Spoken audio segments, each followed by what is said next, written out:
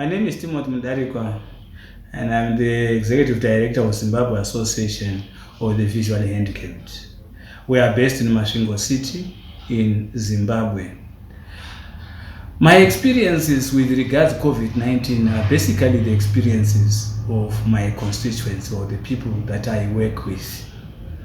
Being a person with a disability myself, my constituency is that of persons with disabilities, particularly the visually impaired, that is, the blind and partially sighted. Just putting things a little into perspective, persons with disabilities in Zimbabwe number plus or minus 2 million.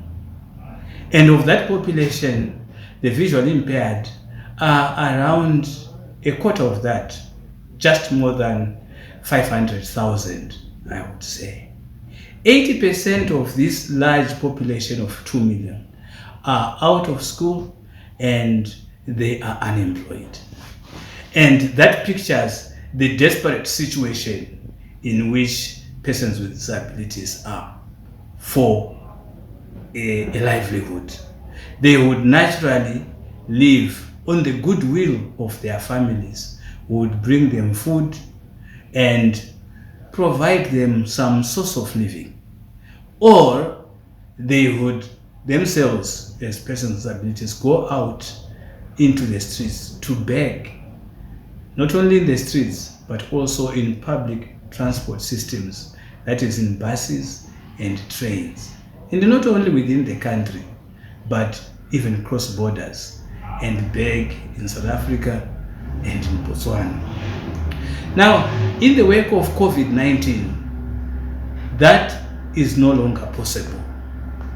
People, because of lockdown restrictions, persons with disabilities, like any other person, have to stay home. And not many people are coming into town anyway. And even if they would come to town to try and ask for assistance from the public, there is no transport. Everything is just like at a standstill. But so at the end of the day, these people are very desperate for food. The families don't have enough for themselves, let alone for the families of persons with disabilities.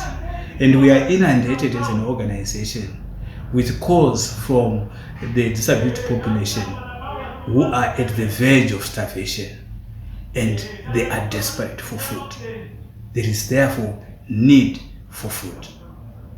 Even if they would need to travel, as naturally they would need to travel to get water, to get some assistance here and there, they travel with their assistants.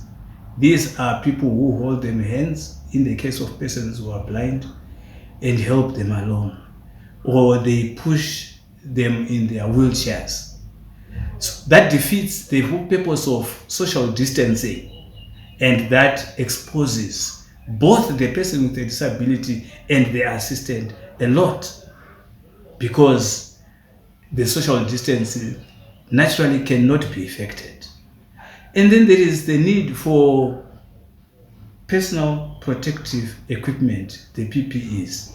We're talking of the gloves, we're talking of the masks, and we even talk of the sanitizers and the pieces of soap which they would use to sanitize themselves with running water and so on. And these have become very expensive. Like, business has taken advantage of this critical need in society, and they have capitalized and they have hiked the price of these things. Now, this is a very difficult situation for persons with disabilities who don't have anything to begin with, and now they are faced with a situation where they have to buy these very expensive things. So we have a very desperate need here. Of course, government has tried their best to intervene and bring to persons with disabilities some food hampers and PPEs.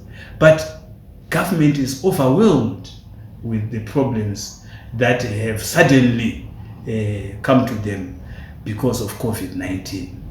And this brings back to our offices as DPOs or disabled persons organizations, the challenge that we have to bring to persons with disabilities, food, PPEs, and work out some COVID-19 response mechanisms so that persons with disabilities are best protected. And here we have a great need for food, for PPEs, and just to help persons with disabilities so that they get through this situation. And we would definitely appreciate any intervention from any development partner that would mitigate the effects of COVID-19 or the coronavirus on persons with disabilities. Thank you.